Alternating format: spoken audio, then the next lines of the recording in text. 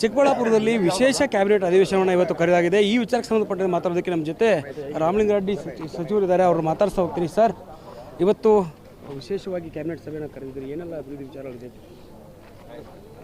ಈಗ ಒಂದು 2 ತಿಂಗಳ ಮುಂಚೆ ಮಲೆ ಮಹದೇಶ್ವರ ಬೆಟ್ಟದಲ್ಲಿ ಕ್ಯಾಬಿನೆಟ್ ಮೀಟಿಂಗ್ ಆಗಿತ್ತು. ಆ ಸಂದರ್ಭದಲ್ಲಿ ಅಲ್ಲಿಗೆ ಸಂಬಂಧಪಟ್ಟಿದ್ದಂಥ ಹೆಚ್ಚು ವಿಚಾರಗಳಿತ್ತು. 1-2 ಬೇರೆದಿರ್ಬೋದು. ಇಲ್ಲೂ ಅಷ್ಟೇ. ಈಗ ಬೆಂಗಳೂರು ಗ್ರಾಮಾಂತರ, ರಾಮನಗರ, ಇದು ನಮ್ಮ ಕೋಲಾರ, ಚಿಕ್ಕಬಳ್ಳಾಪುರಕ್ಕೆ ಸಂಬಂಧಪಟ್ಟ ಹಾಗೆ ಇಲ್ಲಿ ಇವತ್ತು ಹೆಚ್ಚು ಚರ್ಚೆ ಆಗುತ್ತೆ. ಬೇರೆ ಸಬ್ಜೆಕ್ಟ್ಸು ಇದೆ, ಆದರೆ ಹೆಚ್ಚು ಆದ್ಯತೆ ಈ ಭಾಗಕ್ಕೆ. ಸರ್, ಇವತ್ತು ನಂದಿ ಬೆಟ್ಟ, ಹಿಂದೆ ಮಹಾತ್ಮ ಗಾಂಧೀಜಿಯವರು ಕೂಡ ಇಲ್ಲಿ ಬಂದು ಉಳ್ಕೊಂಡಿದ್ದರು.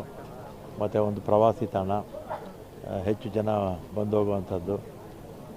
ಮತ್ತು ರಾಜ್ಯದ ಅಭಿವೃದ್ಧಿ ಬಗ್ಗೆ ಕೂಡ ಇವತ್ತು ಚರ್ಚೆಗಳು ಆಗುತ್ತೆ. ಸರ್, ಇವತ್ತು ಬೆಂಗಳೂರು ಗ್ರಾಮಾಂತರ ಜಿಲ್ಲೆಯನ್ನು ಉತ್ತರ ಜಿಲ್ಲೆಯಾಗಿ ಮಾಡಬೇಕು ಅಂತ ಒಂದು ಮನವಿ ಕೇಳಿ ಬರ್ತಾರೆ. ಮೊದಲು ರಾಮಕೃಷ್ಣ ಹೆಗ್ಡೆ ಅವರು ಮುಖ್ಯಮಂತ್ರಿಗಳು ಆಗೋಕ್ಕೆ ಮುಂಚೆ ಬೆಂಗಳೂರು ಜಿಲ್ಲೆ ಅಂತಲೇ ಇದ್ದಿದ್ದು. ಆಗ ನಗರ ಜಿಲ್ಲೆ ಇರಲಿಲ್ಲ, ರಾಮನಗರನೂ ಇರಲಿಲ್ಲ, ಮತ್ತು ಬೆಂಗಳೂರು ಗ್ರಾಮಾಂತರ ಅಂತಲೇ ಇರಲಿಲ್ಲ. ರಾಮಕೃಷ್ಣ ಹೆಗ್ಡೆ ಅವರು ಮೊದಲು ಬೆಂಗಳೂರಿನ ನಗರ ಜಿಲ್ಲೆ, ಗ್ರಾಮಾಂತರ ಜಿಲ್ಲೆ ಅಂತ ಮಾಡಿದ್ರು. ಆಮೇಲೆ ಕುಮಾರಸ್ವಾಮಿ ಅವರು ಗ್ರಾಮಾಂತರ ಜಿಲ್ಲೆಯನ್ನು 2 ಮಾಡಿದ್ರು. ಒಂದು ಗ್ರಾಮಾಂತರ ಜಿಲ್ಲೆಯಾಗಿ ಉಳ್ಕೊಳ್ತು 4 ತಾಲೂಕು, ಇನ್ನು 4 ತಾಲೂಕು ರಾಮನಗರ ಅಂತ ಆಯಿತು. ಇವತ್ತು ರಾಮನಗರಕ್ಕೆ ಬೆಂಗಳೂರು ದಕ್ಷಿಣ ಅಂತ ಮಾಡಿದ್ದಾರೆ, ಈ ಗ್ರಾಮಾಂತರಕ್ಕೆ ಬೆಂಗಳೂರು ಉತ್ತರ ಅಂತ ಮಾಡಿದ್ದಾರೆ. ಏನಿಲ್ಲ, ವ್ಯತ್ಯಾಸ ಏನಿಲ್ಲ. ಅಭಿವೃದ್ಧಿ ವಿಚಾರಕ್ಕಾಗಿ ಒಂದು ದಕ್ಷಿಣ ಅಂತಾಗಿದೆ, ಉತ್ತರ ಅಂತಾದರೆ ಅನುಕೂಲ ಆಗುತ್ತೆ ಅನ್ನೋದು. ಬೆಂಗಳೂರು ಹಿಂದೆ ಇತ್ತಲ್ಲ, ಬೆಂಗಳೂರು ಅಂತಲೇ ಇತ್ತಲ್ಲ ಇದು, ಅದರಿಂದ ಬೆಂಗಳೂರೇ ಇರಲಿ ಅಂತ ಜನ ಇಷ್ಟಪಡ್ತಾರೆ. ಸರ್, ಇವತ್ತು BR ಪಾಟೀಲ್ ಅವರು ಒಂದು ಹೇಳಿಕೆ ನೀಡಿದ್ದಾರೆ, ಲಕ್ಕಿ CM ಅನ್ನುವಂಥದ್ದು. ಈ ಶಾಸಕರ ಅಸಮಾಧಾನ ಇದು ಈಗ ಮುಖ್ಯಮಂತ್ರಿ ಆಗೋದಕ್ಕೂ ಅದೃಷ್ಟ ಇರಬೇಕು ಅಂತ ಅರ್ಥದಲ್ಲಿ ಹೇಳಿರಬೇಕು. ಆದರೆ ಅವರು ಆಕಸ್ಮಿಕವಾಗಿ ಏನಾದವರಲ್ಲ.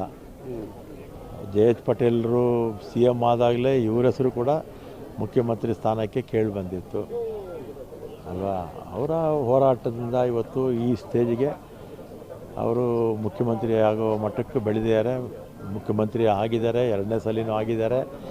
ನಮ್ಮ ರಾಜ್ಯದ ಎಲ್ಲ ಪಕ್ಷಗಳ ನಾಯಕರಲ್ಲಿ ಅತ್ಯಂತ ಜನಪ್ರಿಯ ನಾಯಕರು, ಹೆಚ್ಚು ಜನ ಬೆಂಬಲ ಇರೋದು ಜನನಾಯಕರು ಅಂತ ಹೇಳ್ತಾರಲ್ಲ, ಅದರಲ್ಲಿ ಇವರು ಮೊದಲೇ ಅವರು.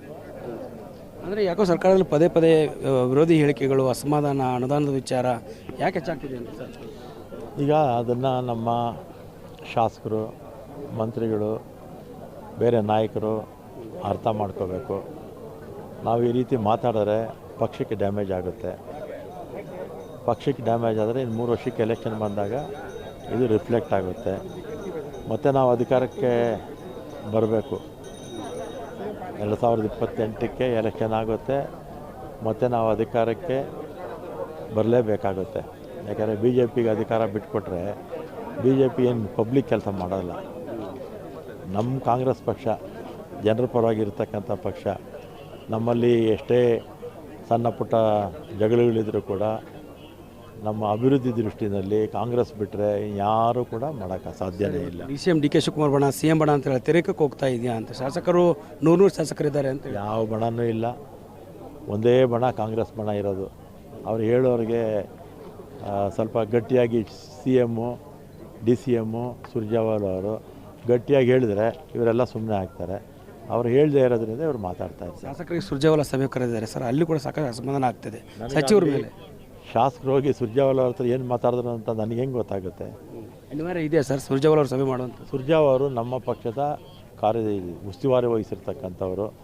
4-5 ವರ್ಷದಿಂದ ಇಲ್ಲಿ ಉಸ್ತುವಾರಿಗಳಾಗಿದ್ದಾರೆ. ಅವ್ರು ಬಂದಾಗೆಲ್ಲ ಶಾಸಕರು ಮೀಟ್ ಮಾಡ್ತಾರೆ, ಯಾವ ತಪ್ಪು ಇಲ್ಲ ಅದರಲ್ಲಿ. ಇದಿಷ್ಟು ಹಿರಿಯ ಸಚಿವರಾದಂಥ ರಾಮಲಿಂಗಾರೆಡ್ಡಿ ಸರ್ ಮಾತು. ಕ್ಯಾಮ್ರಾ ಪರ್ಸನ್ ಶಿವ ಜೊತೆ ದುರ್ಗೇಶ್ ನಾಯಕ, ಗ್ಯಾರಂಟಿ ನ್ಯೂಸ್, ಬೆಂಗಳೂರು.